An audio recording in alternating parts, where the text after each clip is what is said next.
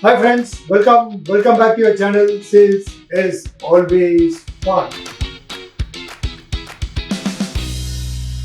We will continue with the psychological tricks to enhance our sales and also ensure people don't play it on us. Now let's look at some games that we need to play during negotiation or the demonstration call. The simple thing, one thing that you can do is to ensure that you are either the first or the last. If you are the first and the last, remain in the customer's mind. And another psychological trick that you can play with the customer is if you think somebody in the group is not in your favor or you are not with them, they are not in your favor, they are doing your competition or something. All that you do is go to the person and ask him what a simple help. Either give me a pen to write or pass on that water bottle and then thank him profusely. Two things happen. When somebody helps us or when we help somebody, we feel that we know the person there. It's a bond that gets created. And when we profusely thank him for that, he feels happy. And the wall that was in between you and the customer will crack, will relax. That's one trick which I've seen a lot of professionals. Another game that is played is if you think somebody has got a very diametrically opposite point of view, drastically opposite.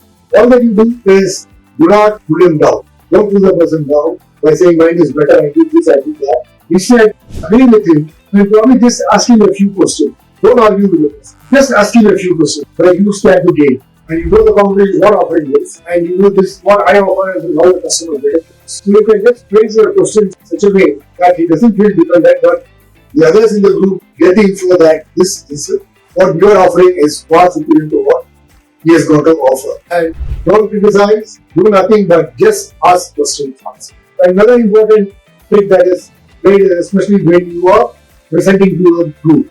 Now, what you need to do is, there might be about 4-5 people. You will have to slowly at every point you finish, rotate your head slowly and meet each person eye to eye. This is very important because each person feels that yes, you are talking. So that when you look into their eye and talk, each of them feels yes, he is giving me the important. Another important trick that you can play is giving this called as a social proof, because we tend to believe if other customers are like you, or if other people are like you will say Amazon rating, customer rating and all that is based on this principle. The moment you are able to give the customer, saying that sir, this customer has used my product, this is his service, this is his feedback, check it out. You can call the customer. Social proof is a very possible. Is something that we need to use every time. We need to have at least 5-10 satisfied customers with us who want to talk to a customer. It helps you break ice with the customer and customer. So social proof, ensure it is always in your sales game. Another thing that you need to play on yourself before you enter a demonstration or a negotiation or through the call on play. Just tell yourself, let me be calm, let me be cool. Whatever the customer says, I will not lose my cool. I'm going to handle the customer. I will not lose my emotion. This is very important because customers tend to play on your emotions to make you come in to something which is not good for you. So always try to keep yourself calm and don't play. The next trick is something which customers readily play on us. This is mostly the negotiation table. What happens is they will ask us something very ridiculous. You just call it as a foot in the door technique. They'll ask us something very ridiculous. You will say no and you will feel bad. Then they will ask you something which is not that ridiculous, it was slightly high, but which will keep you waiting, but which is manageable. So you need to be very sure, very clear when the customer is playing this game, let him go. Because we feel obliged. I said no last year for this, let me say yes. This is a game that customer plays on us, so we should not let that happen. So be very clear when the customer is trying to play this game. I don't think a trick that we play on customer is created given, which means I can give a gift or you give them a free service. Like I use the point we're offering for 10 days, 15 days, the proof of concept. When the customer uses it, he feels yes, he is dedicated. He says yes, I need to help him back. He has done so much for me. He has given this service to me. He has given me this. This is another game which is used. And another interesting thing that is used is involve the customer in designing your offering, which means that the customer says, okay, do this in your product. Make sure the customer is involved in that. When the customer is involved in that, he feels that it is his own product and offer. So he will support you in full. Before you walk into a demo, there are things that we need to see that you can do. One, yes, like I said before, try to be your first launch. When you start a demo, start it with a plan.